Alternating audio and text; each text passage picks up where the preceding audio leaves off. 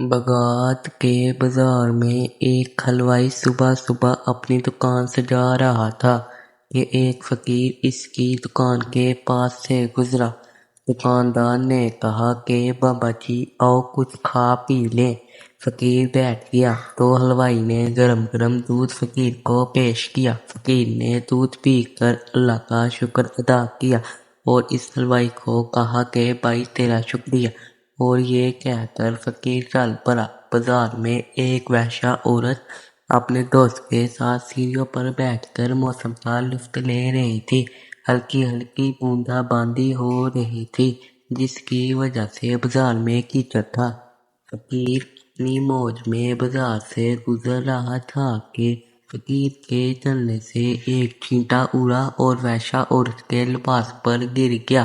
جب یہ منظر ویشیا عورت کے دوست نے دیکھا تو اسے بہت غصہ آیا اور وہ اٹھا اور فقیر کے منہ پر تھپڑ مارا اور کہا فقیر بنے پھرتے ہو، چلنے پھرنے کی تمیز نہیں۔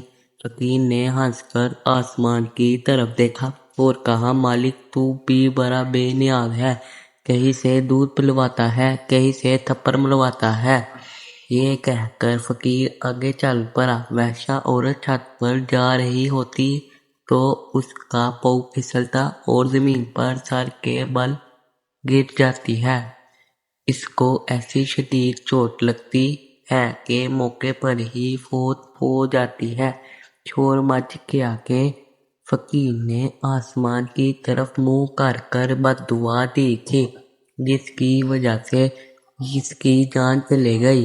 فقیر بھی بازار کے دوسرے کنارے تک پہنچ پایا تھا کہ اس ویشیا عورت کے دوست نے فقیر کو پکڑ لیا اور کہا کہ بڑے فقیر بنے پھرتے ہو، حوصلہ بھی نہیں رکھتے ہو۔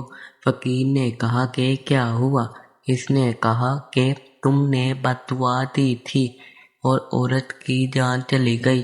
فقیر نے کہا میں نے کوئی بد دعا نہیں دی تو اس شخص نے کہا نہیں تیری ہی بد دعا کا کیا دھرا ہے۔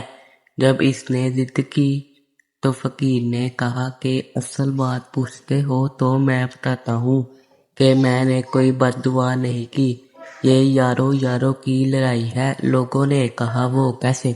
فقیر نے کہا کہ جب میں گزر رہا تھا اور میرے پاؤں سے چینٹا اڑا اور اس عورت کے لباس پر پڑا تو اس کے یار کو غصہ آیا اور اس نے مجھے مارا، تو پھر میرے یار کو بھی غصہ آ گیا۔